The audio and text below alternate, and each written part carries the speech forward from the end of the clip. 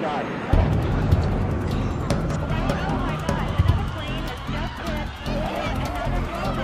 With nearly 3,000 people killed, a nation mourned, and a government responded. And the world we knew would never be the same. Our war on terror begins with Al-Qaeda, but it does not end there. It will not end until every terrorist group of global reach has been found, stopped, and defeated. Terrorism became the dominant issue, and national security the top priority. Governments worldwide shifted to hard security measures and counterterrorism tactics. Ordinary people voluntarily give up on some of their liberties because of the fear of what can happen. It's precisely the fear of terror that countries are able to impose measures that infringe on liberties and rights. It's as dangerous as counterterrorism. The U.S. Congress passed the Patriot Act, giving law enforcement sweeping powers to bypass basic civil rights. Others quickly adopted similar legislation. The pace of anti-terror operations has stepped up across Europe. Of course, they were seen as necessary for security, but some of the legislation in the Middle East, North Africa especially, made a complete autocracy the norm. Worldwide, regimes began using anti-terrorism laws to curb political dissent. Prior to 9/11, there were a few hundred arrests on charges of terrorism in the world. In the decade following 9/11, there were 120,000. 35,000 of them were convicted. Some for actual terrorist acts, but many more simply for carrying a political sign or blogging about a protest. The two countries with the most convictions, Turkey and China. Tonight, what if the Constitution no longer applies? Our federal government is keeping track of every phone call we make. Extremely invasive spying programs that the public still does not know about. And in the West, lines became increasingly blurred between civil rights and state security. Drones were also introduced as a new weapon of war. The idea that you can hunt somebody down through drones and kill them without charge or trial, sentence, or any kind of determination. This is an outrage.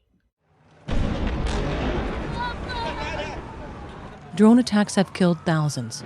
Some were terrorists, others innocent civilians. The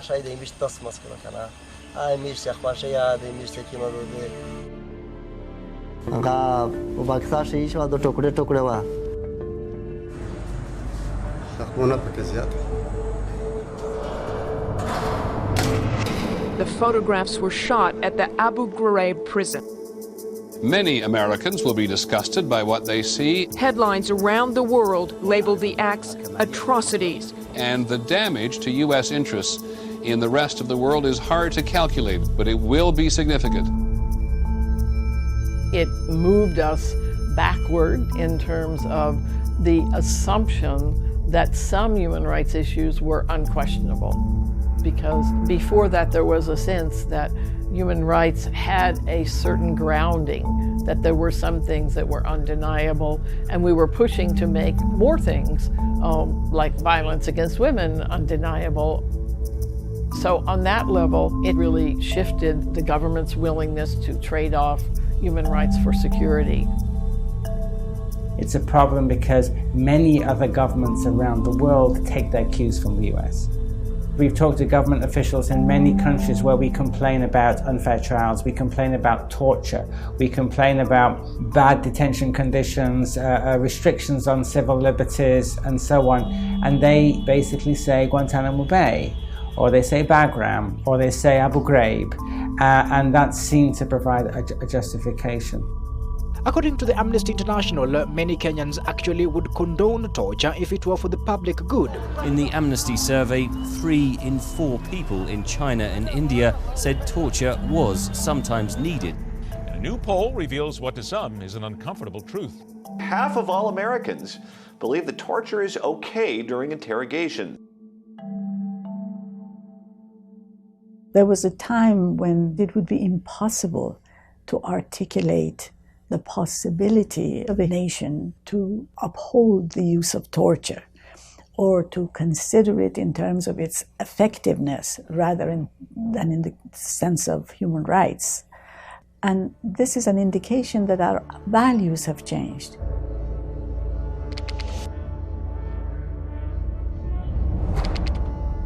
Since 9/11, the Middle East North Africa region has been embroiled in a non-stop series of conflicts. The reasons are complex and many. Infrastructure has been decimated. Sectarian violence has escalated sharply. Economies weakened, leaving a multitude of young people without jobs or purpose. The unresolved Palestinian crisis. Regime change and political oppression. A region awash with guns and weapons, now in the hands of Islamic jihadists that are seizing wealth and resources, including a new barbaric strain of violent extremists who target women and children.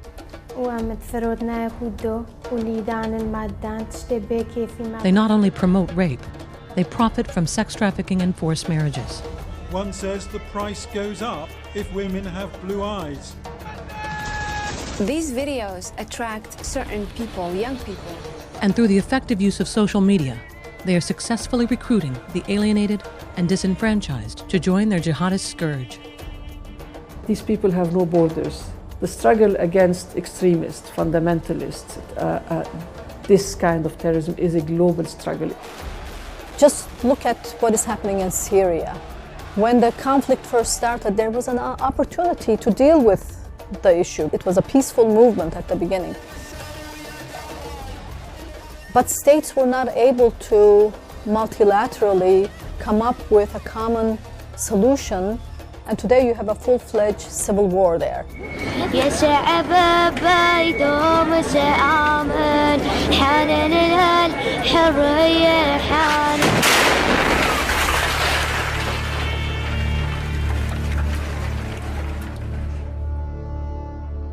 And the human toll has been enormous.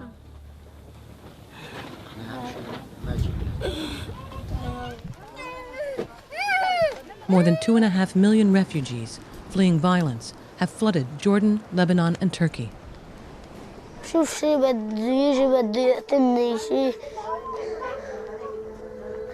Nowhere to go, no money, no jobs.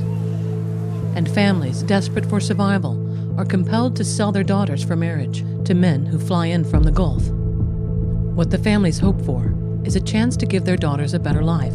Sadly for many, it often doesn't work out that way.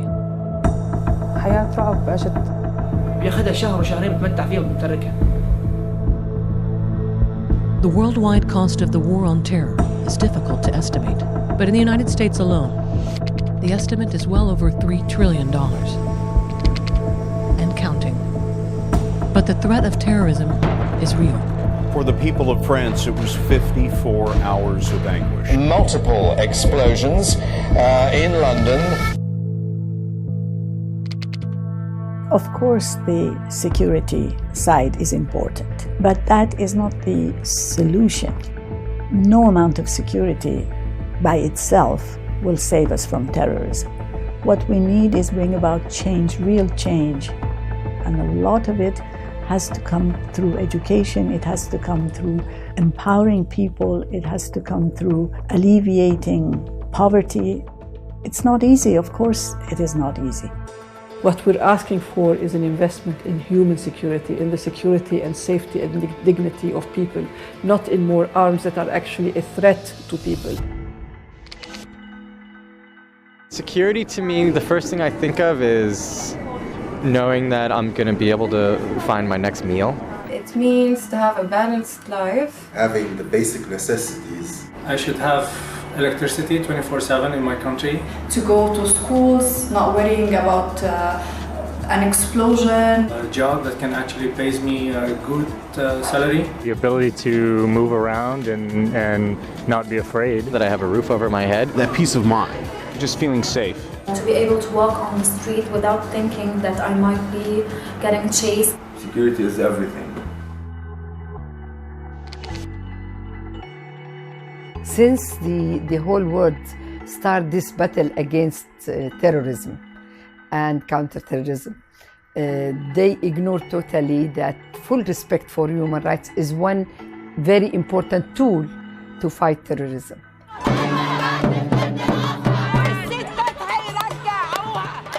It's amazing what we're seeing here, because we never thought women would actually go out in Libya. It shows how much women want to speak out in this revolution.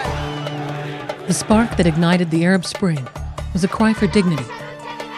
Women, side by side with men, from one country to the other, demanded an end to oppressive regimes. All of these people have come out today to say we're not scared, we will not be silenced, and you will not keep us off the streets of our country until our country is totally free. They wanted freedom. I'm living in a free city and hopefully in the future a free country. They wanted what all people want, their human rights. We have proven that we can take this country forward. But without a shared vision and the understanding of how to build a democratic society, they were outmaneuvered by religious fundamentalists who claim God is on their side.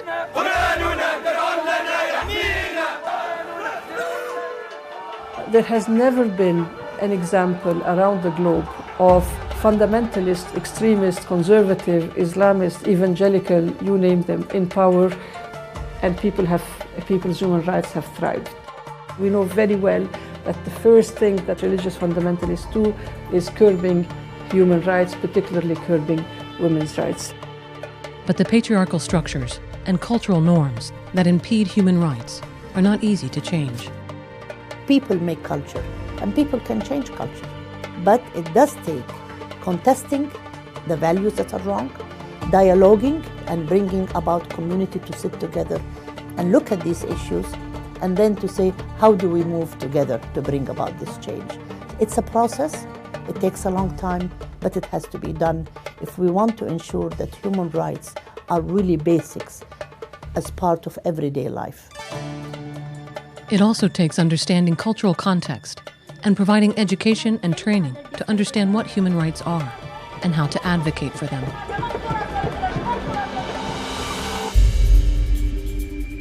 I think it's best for women to try to be organized. There is no dignity when you cannot put bread on the table for starving children, when you don't have medicines for a dying child. These are the kind of things that we need to understand, that women profoundly have the answers if we'll only listen as to how we make the changes in society. That's why training those women's groups is so important.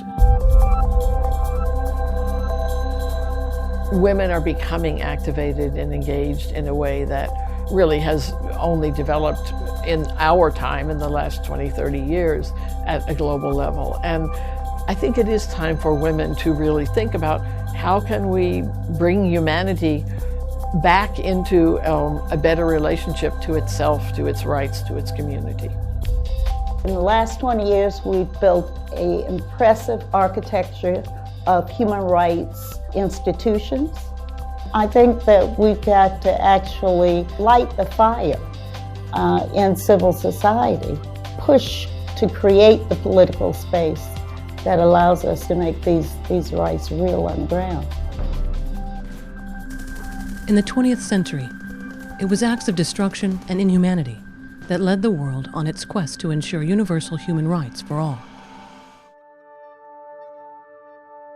In the 21st century, we have witnessed the erosion of those rights. Now, the challenge is to renew that quest and once again, put forward the best of humanity.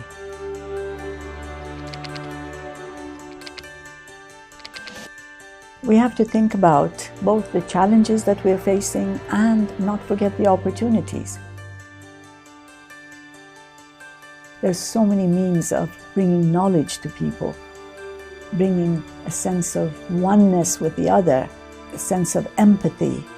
We just have to get our act together, work together, and when we see things which are wrong, to speak out. The answer is action. We're not asleep. We see what's going on. Solidarity and idealism. A way of making idealism a cool thing again. So here I stand, I speak not for myself, but for those without voice can be heard. Mugano. Mugano. I am worth more. I know my rights and I'm willing to fight for them. They thought that the bullet would silence us, but they failed. Bunun için bir araya gelmek. Ama korkuyor muyum? Hayır. I'm no longer afraid. And out of that silence came thousands of voices. Que nos están quitando todos nuestros derechos. They're taking away all our rights. We need to stop this issue now. We have to finish. And it is possible. If we have hope, miracle will happen. It's possible. We just have to believe that it is. Some will say this is impractical, or too expensive, or too hard, or maybe even impossible. But it is time the world thinks bigger.